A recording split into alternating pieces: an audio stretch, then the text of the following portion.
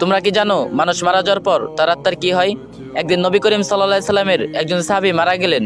রাসূল পাক সাল্লাল্লাহু আলাইহি সাল্লাম ওনার জানাজা পড়ালেন। তারপর একদল সাহাবী মৃতদেহ কবর দেওয়ার জন্য কবরস্থানে নিয়ে আসলেন। সবার সাথে আমাদের নবী করিম সাল্লাল্লাহু আলাইহি সাল্লাম হেঁটে হেঁটে আসলেন।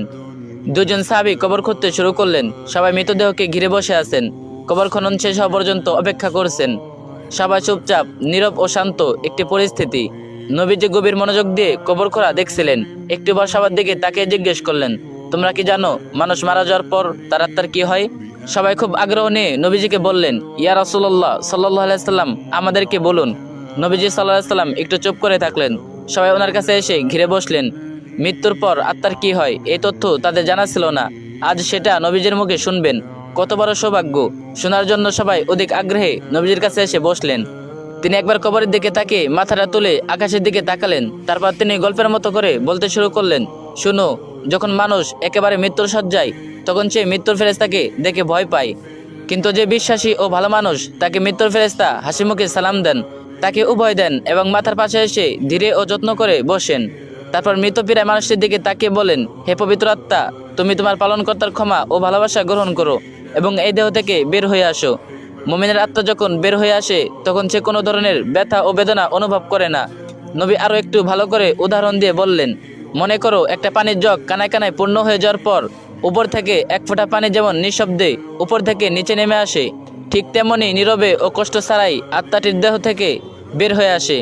সে সময় দুজন অন্য ফেরেশতা বেহেশত থেকে খুব সুগন্ধি মাখানো একটা নরম সুতার চাদর নিয়ে আসেন এবং তার আত্মাটিকে সে চাদরে আবৃত করে আকাশের দিকে নিয়ে যান। তারা যখন আকাশে পৌঁছান তখন ফেরেশতারা সে আত্মাটিকে দেখার জন্য এগিয়ে আসেন।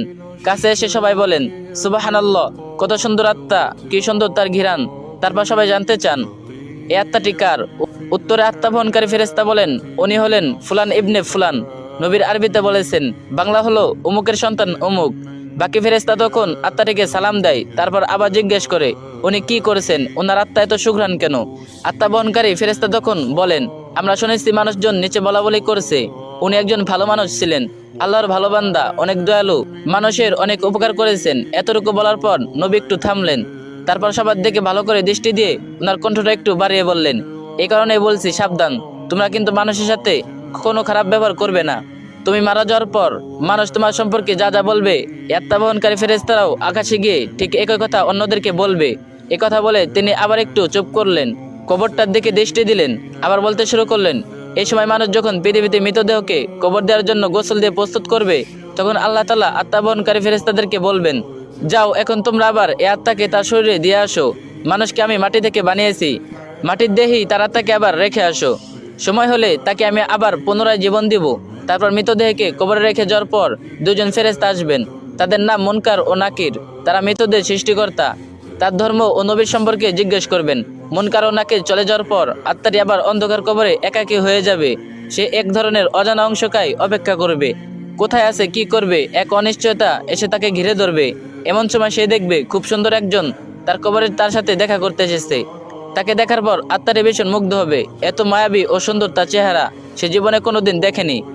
আত্মাটি তাকে জিজ্ঞেস করবে, তুমি কে? সেই লোকটি বলবে, আমি তোমার জন্য অনেক বড় সুসংবাদ নিয়ে এসেছি। তুমি দুনিয়ায় পরীক্ষায় উত্তীর্ণ হয়েছো, তোমার জন্য আল্লাহ তাআলা জান্নাতের ব্যবস্থা করেছেন। তুমি কি সেটা একটু দেখতে চাও? আত্মাটি ভীষণ খুশি হয়ে বলবে, অবশ্যই আমি দেখতে চাই, আমাকে একটু জান্নাত দেখাও। লোকটি বলবে, তোমার ডান দিকে তাকাও। আত্মাটি ডানে তাকিয়ে দেখবে কবরের দেয়ালটি সেখানে আর নেই।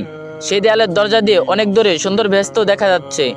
বেহেশতের এই রূপ দেখে আত্মাটি অনেক মুগ্ধ হবে ও প্রশান্তি লাভ করবে এবং সেখানে যাওয়ার জন্য অস্থির হয়ে লোকটিকে জিজ্ঞেস করবে, আমি সেখানে কখন যাব, কিভাবে যাব? লোকটি মৃদু হেসে বলবেন, যখন সময় হবে তখন তুমি সেখানে যাবে ও থাকবে। আপাতত শেষ দিবস পর্যন্ত তোমাকে অপেক্ষা করতে হবে। ভয় পেও না, আমি তোমার সাথে আছি। তোমাকে আমি সেই দিন পর্যন্ত সঙ্গ দেব। আত্মাটি তখন তাকে আবারও জিজ্ঞেস করবে, কিন্তু তুমি কে? তখন লোকটি বলবে, আমি তোমার এতদিনের আমল, পৃথিবীতে তোমার সব ভালো কাজের, তোমার সব পুণ্যের রূপ আমি। আজও তুমি আমাকে একজন সঙ্গীর মতো করে রেখেছো। আমাকে আল্লাহ তাআলা তোমাকে সঙ্গ দেওয়ার জন্য এখানে পাঠিয়েছেন। এ কথা বলে লোকটি আত্মাটির ওপর যত্ন করে হাত বুলিয়ে দিবেন এবং বলবেন, হে পবিত্র আত্মা, এখন তুমি শান্তিতে ঘুমাও, নিশ্চিন্তে বিশ্রাম নাও। এ কথাটি বলার পর আত্মাটি এক নজরে বেহেশতের দিকে তাকিয়ে থাকবে এবং এক সময় এই তাকানো অবস্থায় গভীর প্রশান্তিতে ঘুমিয়ে পড়বে। নবীজি সাল্লাল্লাহু আলাইহি সাল্লাম এতটুকু বলে আবার একটু থামলেন। সাহাবারা তখন গায়ের কাপড় নিয়ে ভেজা চোখ মুছলেন। বুখারী ও মুসনাদের 2টি হাদিস। আল্লাহ আমাদের পবিত্র আত্মা হওয়ার তৌফিক দান করুন, আমিন। ভিডিওটি ভালো লাগলে অবশ্যই অনেকজনের সাথে শেয়ার করবেন, আর যে যত পারবেন বেশি বেশি কপি লিঙ্ক করে দিয়েন।